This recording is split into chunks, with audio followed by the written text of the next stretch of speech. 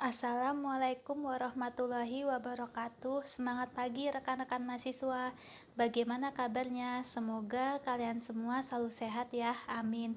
Oke, kita lanjut lagi ke materi pertemuan kelima, akuntansi keuangan menengah 2 mengenai sekuritas dilutif.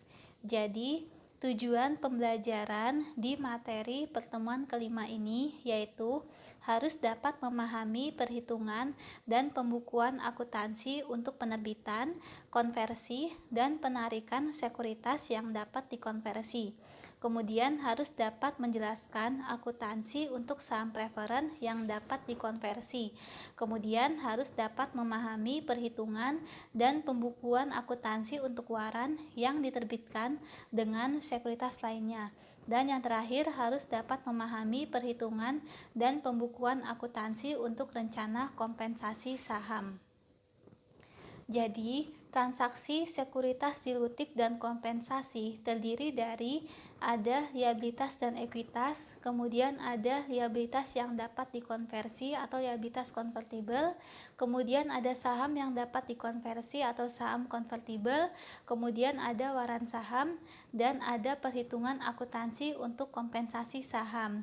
Transaksi sekuritas dilutif ini diatur di standar akuntansi keuangan, yaitu PSAK 50, kemudian ada PSAK 53, dan ada PSAK 55.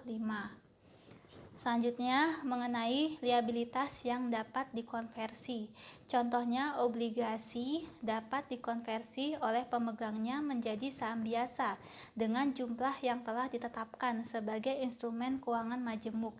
Berdasarkan sudut pandang entitas, instrumen ini terdiri dari dua komponen, yaitu yang pertama liabilitas keuangan sebagai perjanjian kontraktual untuk menyerahkan kas dan aset keuangan yang lain. Yang kedua, instrumen ekuitas sebagai opsi beli yang memberikan hak pada pemegangnya selama jangka waktu tertentu untuk mengkonversi instrumen tersebut menjadi saham biasa dengan jumlah yang telah ditetapkan. Transaksi liabilitas yang dapat dikonversi diatur di PSAK 50 mengenai entitas mengakui secara terpisah komponen instrumen keuangan yang menimbulkan liabilitas keuangan bagi entitas dan memberikan opsi bagi pemegang instrumen untuk mengkonversi instrumen keuangan tersebut menjadi instrumen ekuitas dari entitas yang bersangkutan. Kemudian implementasi liabilitas yang dapat dikonversi dengan pendekatan with and without, artinya menentukan jumlah nilai wajar utang yang dapat dikonversi menjadi komponen liabilitas dan ekuitas. Kemudian menentukan komponen liabilitas dengan menghitung net present value atas arus kas masa depan pada tingkat suku bunga pasar, kemudian menerbitkan komponen liabilitas dari nilai wajar utang yang dapat dikonversi untuk mendapatkan komponen ekuitas. Selanjutnya ke contoh soal perhitungan liabilitas yang dapat dikonversi. Pada tanggal 1 Januari 2014 bahwa PT Ultra menerbitkan 1000 obligasi yang dapat dikonversi dengan nilai par atau nilai nominal sebesar Rp200.000 per obligasi. Obligasi tersebut memiliki periode 6 tahun dengan pembayaran bunga 7% setiap akhir bulan Desember. Setiap obligasi dapat dikonversi menjadi 100 lembar saham biasa dengan nilai par atau nilai nominal sebesar Rp500 per lembar saham biasa. Suku bunga pasar untuk obligasi sejenis adalah 9%. Di sini ada 4 pertanyaan. Yang pertama yang kita jawab yaitu jurnal penerbitan obligasi tanggal 1 Januari 2014. Sebelum membuat jurnal penerbitan obligasi, kita menghitung terlebih dahulu komponen liabilitas pada obligasi saat diterbitkan pada nilai wajar, yaitu perhitungannya present value nilai par obligasi sama dengan 1000 obligasi dikali Rp200.000 dibagi 1 ditambah 9% dipangkat 6. 9% itu suku bunga pasar, 6 ini periodenya dari saat penerbitan sampai dengan saat jatuh tempo. Hasilnya Rp119.253.465. Kemudian ditambah present value bunga obligasi, yaitu 1000 obligasi dikali 200.000 per obligasi dikali 7%. 7% ini suku bunga pembayarannya, dikali 1 dikurang 1 ditambah 9% dipangkat min 6 dibagi 9%. 9% ini suku bunga pasar. Hasilnya Rp62.802.860. Maka dijumlahkan present value utang obligasi sebesar Rp182.056.325. Maka jurnalnya penerbitan obligasi pada tanggal 1 Januari 2014, yaitu kas bertambah di debit sebesar 1000 obligasi dikali Rp200.000, hasilnya Rp200 juta. Kemudian utang obligasi bertambah di kredit sebesar present value utang obligasi, yaitu Rp182.056.325. Sisanya di kredit yaitu akun modal disetor konversi saham biasa sebesar Rp17.943.675. Kemudian yang kedua, jurnal penebusan obligasi yang tidak dikonversi ke saham biasa sampai jatuh tempo tanggal 31 Desember 2019. Maka ini transaksinya bukan termasuk sekuritas dilutif, tetapi perusahaan harus tetap melakukan pencatatan, yaitu utang obligasi berkurang di debit dan kas berkurang di kredit sebesar 1000 obligasi dikali Rp200.000 per obligasi, hasilnya Rp200 juta. Kemudian yang ketiga, jurnal penebusan obligasi yang dapat dikonversi ke saham biasa sampai jatuh tempo tanggal 31 Desember 2019. Maka jurnalnya utang obligasi berkurang di debit 1000 obligasi dikali Rp200.000 per obligasi, hasilnya Rp200 juta.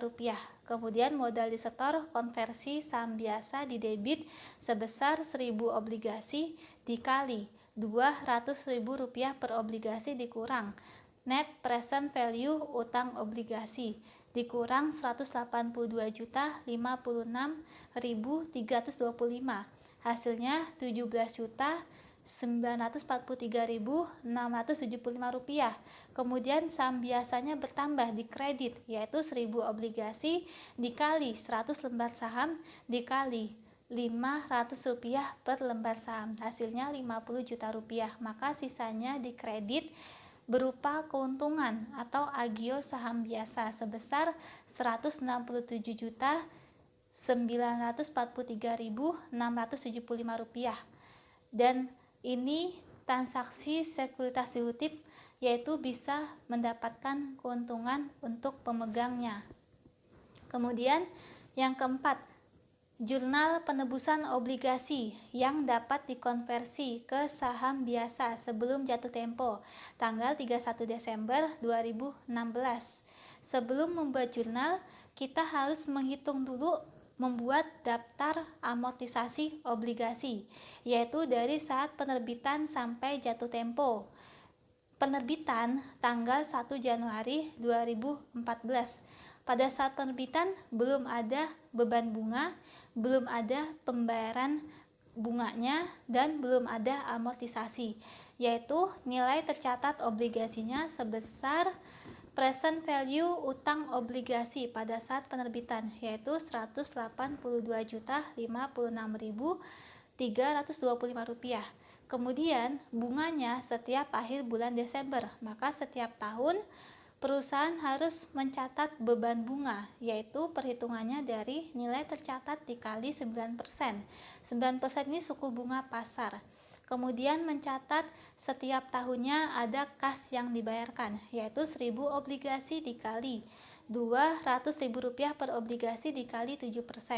Kemudian amortisasi diskonto, beban bunga dikurang kas.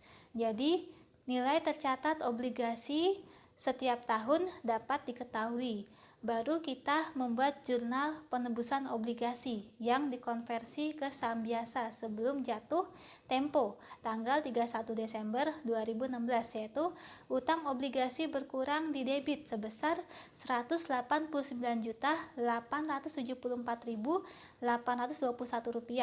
Kemudian modal disetor konversi saham biasa di debit sebesar 1.000 obligasi dikali Rp200.000 dikurangi Rp182.056.325, hasilnya Rp17.943.675. Kemudian saham biasanya bertambah di kredit sebesar 1.000 obligasi dikali 100 lembar saham biasa dikali Rp500 per lembar saham biasa, hasilnya Rp50 juta. Maka sisanya berupa keuntungan atau agio saham biasa di kredit sebesar Rp157.818.496. Kemudian selanjutnya mengenai konversi terinduksi. Tujuan perusahaan melakukan konversi terinduksi untuk mengurangi beban bunga dan menurunkan rasio debt to equity. Contohnya, PT Panorama menerbitkan obligasi yang dapat dikonversi dengan nilai par sebesar Rp500.000 yang dapat dikonversi menjadi Rp200.000 lembar saham biasa dengan nilai par sebesar Rp1.500 per lembar saham biasa dan mencatat modal disetor konversi saham biasa sebesar Rp70 juta. 2 tahun kemudian, PT Panorama ingin mengurangi beban bunga dengan memberikan insentif kepada pemegang obligasi sebesar Rp85 juta bagi yang mengkonversi obligasi tersebut. Ketika konversi tersebut terjadi, maka PT Panorama mencatat jurnal seperti di bawah ini, yaitu beban konversi bertambah di debit sebesar 15 juta, yaitu dari insentif pemegang obligasi 85 juta dikurangi modal disetor konversi saham biasa 70 juta. Hasilnya Rp15 juta untuk beban konversi bertambah di debit. Kemudian modal disetor konversi saham biasa di debit 70 juta. Kemudian utang obligasi berkurang di debit sebesar Rp500 juta atau nilai parnya. Kemudian saham biasa bertambah di kredit sebesar 200.000 lembar saham biasa dikali nilai par atau nilai nominal Rp1.500 per lembar saham biasa, hasilnya Rp300 juta. Kemudian kas berkurang di kredit yaitu sebesar Rp85 juta, maka sisanya berupa keuntungan atau agio saham biasa di kredit sebesar Rp500 juta. Kemudian mengenai saham preferen yang dapat dikonversi termasuk kategori ekuitas kecuali jika saham preferennya dapat ditebus. Konversi atau pembelian kembali didasarkan pada nilai buku dan tidak diakui keuntungan dan kerugiannya. Jumlah lebih yang dibayarkan di atas nilai buku maka didebit dari laba ditahan. Kemudian mengenai waran saham. Waran saham artinya pemberian hak kepada pemegang saham untuk membeli saham pada harga dan periode tertentu. Penggunaan waran saham dapat berdampak dilusi dengan mengurangi jumlah laba per saham. Kondisi penerbitan waran saham tujuannya untuk menarik investor pada sekuritas tersebut, kemudian memberikan hak kepada pemegang saham untuk mendapatkan penawaran harga saham terlebih dahulu atau dikenal preventive right, dan yang terakhir memberikan kompensasi kepada pegawai. Kondisi yang pertama, waran saham diterbitkan dengan sekuritas lainnya. Pada dasarnya sebagai opsi jangka panjang. Jika investor tidak menggunakan waran sampai melewati masa periode, maka komponen ekuitas seperti akun agio saham waran didebit pada akun agio saham waran kadaluarsa yang menjadi hak pemegang saham awal. Metode alokasi waran saham yang diterbitkan dengan sekuritas lainnya yaitu menggunakan yang pertama, metode proporsional. Jika nilai pasar menentukan nilai relatif setiap kelompok sekuritas yang tersedia, maka nilai penjualan sekaligus yang diterima dialokasikan di antara kelompok sekuritas atas dasar proporsional. Dan yang kedua, metode inkremental. Jika nilai pasar semua kelompok sekuritas tidak dapat ditentukan, maka metode inkremental ini dapat digunakan. Nilai pasar sekuritas ini digunakan sebagai dasar untuk kelompok saham yang telah diketahui dan sisa dari nilai penjualan sekaligus dialokasikan ke kelompok yang nilai pasarnya tidak diketahui.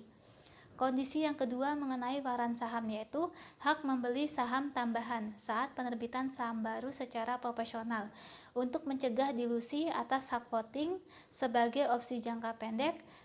Kemudian perusahaan hanya membuat memorandum entry ketika menerbitkan waran kepada pemegang saham. Kemudian, jika perusahaan menerima kas pada nilai pasar lebih tinggi dari nilai pasar saham, maka dikreditkan pada akun agio saham biasa. Dan jika perusahaan menerima kas pada nilai pasar di bawah dari nilai pasar saham, maka akun dis agio saham biasa dicatat di debit. Selanjutnya, kondisi ketiga mengenai waran saham yaitu hak membeli saham bagi eksekutif dan pegawai, yaitu kompensasi jangka panjang bertujuan untuk meningkatkan loyalitas pada pegawai. Kemudian metode pelaporan opsi saham terdiri dari metode nilai intrinsik, artinya perbedaan harga saham dengan harga penggunaan waran saat waran diberikan.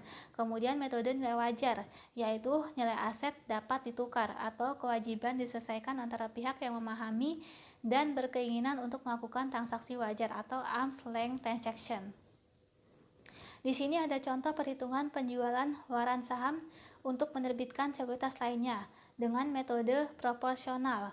Contohnya, perusahaan menerbitkan 10.000 obligasi secara tunai yang nilai pasar sebesar Rp1.000 per obligasi, dijual pada 99% dengan melakukan penjualan waran saham dengan nilai pasar sebesar Rp30 per obligasi dan diterbitkan dengan nilai penjualan sekaligus secara tunai sebesar Rp10 juta.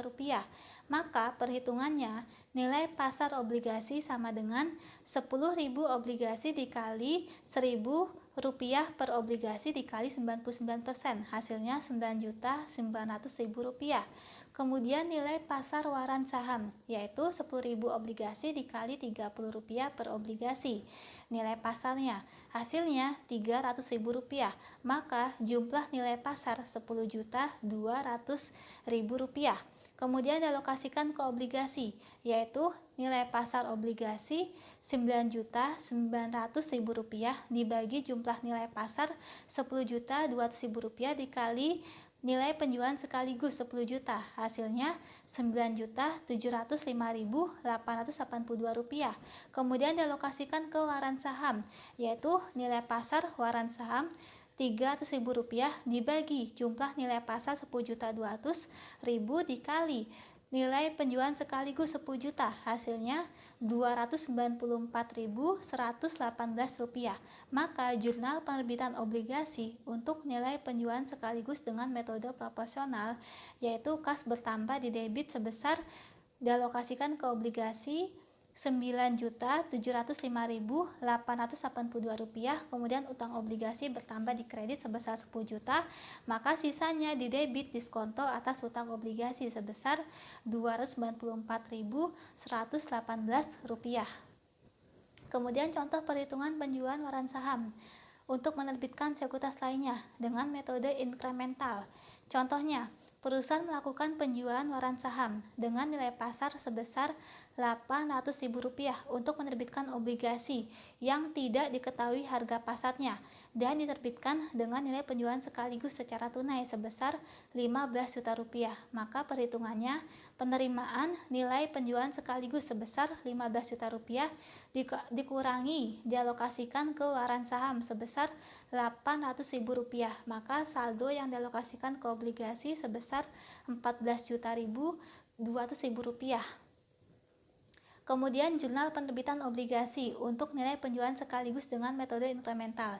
Jadi kas bertambah di debit sebesar Rp14.200.000, kemudian utang obligasi bertambah di kredit sebesar nilai penjualan sekaligus Rp15 juta dan sisanya di debit, yaitu diskonto atas utang obligasi sebesar Rp800.000. Kemudian akuntansi untuk kompensasi saham terdiri dari dengan cara menentukan beban kompensasi dengan metode nilai wajar dan mengalokasikan beban kompensasi selama periode pegawai pekerja.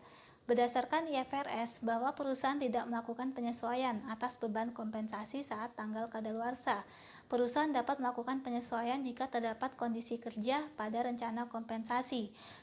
Kondisi pasar direfleksikan dari penentuan nilai wajar opsi saat tanggal pemberian, maka tidak ada penyesuaian jika penyebabnya adalah perubahan harga saham perusahaan. Kemudian, contoh akuntansi untuk kompensasi saham. PT Indofood merencanakan pemberian kompensasi kepada 10 anggota direksi untuk membeli 1.000 lembar saham biasa dengan nilai par sebesar Rp600 per lembar saham biasa. Opsi saham diberikan tanggal 1 Januari 2013 dan dapat digunakan selama 6 tahun ke depan. Harga opsi saham biasa sebesar Rp2.000 per lembar saham biasa dan harga pasar saham biasa sebesar Rp3.000 per lembar saham biasa. Nilai wajar beban kompensasi sebesar Rp16 juta. Estimasi masa bakti direksi adalah 2 tahun. Di sini ada 5 pertanyaan. Yang pertama yang harus kita jawab yaitu jurnal pencatatan saat pemberian opsi saham tanggal 1 Januari 2013. Maka tidak ada pencatatan saat pemberian opsi saham tanggal 1 Januari 2013 karena direksi belum membagikan sahamnya kepada anggotanya. Yang kedua, jurnal pencatatan beban kompensasi tanggal 31 Desember 2013. Beban kompensasi bertambah di debit dan di kreditnya modal disetor opsi saham biasa sebesar 16 juta, yaitu dari nilai wajar beban kompensasi 16 juta dibagi 2 tahun, estimasi masa bakti direksi, hasilnya 8 juta. Yang ketiga, jurnal pencatatan beban kompensasi tanggal 31 Desember 2014 ini masih sama, yaitu beban kompensasi bertambah di debit dan modal disetor opsi saham biasa di kredit sebesar 16 juta dibagi 2 tahun, yaitu 8 juta rupiah. Kemudian yang keempat, jurnal pencatatan tanggal 1 Januari 2016 saat direksi menggunakan 40% hak opsi saham yang dibagikan untuk 10 anggota direksi, maka kas bertambah di debit 40% dikali 10 direksi dikali 1.000 lembar saham biasa dikali Rp2.000 per lembar saham biasa, hasilnya 8 juta rupiah. Kemudian modal disetor opsi saham biasa di debit yaitu 40% dikali nilai wajar beban kompensasi 16 juta, hasilnya 6.400.000 rupiah. Kemudian saham biasanya bertambah di kredit yaitu 40% dikali 10 direksi dikali 1.000 lembar saham biasa dikali Rp600 per lembar saham biasa, hasilnya Rp2.400.000, maka sisanya berupa keuntungan atau agio saham biasa di kredit sebesar Rp12 juta. Yang kelima, jurnal pencatatan jika hak opsi saham yang tersisa sebesar 60% tidak digunakan direksi sampai kadaluarsa tanggal 1 Januari 2019, maka jurnalnya modal disetor opsi saham biasa di debit dan modal disetor opsi saham biasa yang kadaluarsa di kredit yaitu 60% dikali nilai wajar beban kompensasi sebesar Rp16 juta, hasilnya Rp9.600.000. Kemudian akuntansi untuk kompensasi saham. Ada saham terikat, yaitu perusahaan memberikan saham kepada pegawai dengan syarat saham tersebut tidak dapat dijual, dipindah tangankan, dan dijaminkan sampai kondisi tertentu terpenuhi. Jika dilanggar, maka harus ditebus beserta dividen yang telah diterima. Perbedaan saham terikat dibandingkan opsi saham adalah memberikan pengurangan ekuitas kepada pemegang saham dan menyelaraskan tujuan pegawai dengan tujuan perusahaan. Kemudian, rencana pembelian saham pegawai. Perusahaan memberikan kesempatan kepada pegawai untuk membeli saham dengan diskon harga selama periode waktu tertentu. Rencana ini sebagai program kompensasi dan harus dicatat sebagai beban selama masa kerja. Pengungkapan rencana kompensasi memastikan pengguna laporan keuangan agar memahami sifat dan tingkat penetapan pembayaran berbasis saham yang terjadi selama periode tersebut, kemudian cara penentuan nilai wajar untuk produk dan jasa yang diterima dan instrumen ekuitas yang diberikan, serta dampak transaksi pembayaran berbasis saham terhadap keuntungan dan kerugian pada posisi keuangan perusahaan. Oke, selanjutnya agar kalian lebih memahami lagi mengenai sekuritas dilutif, kalian dapat mengerjakan tugas ini. Apabila ada pertanyaan yang ingin ditanyakan, bisa disampaikan di forum diskusi. Sekian presentasi dari saya di pertemuan kelima ini, semoga ini dapat bermanfaat. Terima kasih banyak atas perhatiannya. Wassalamualaikum warahmatullahi wabarakatuh.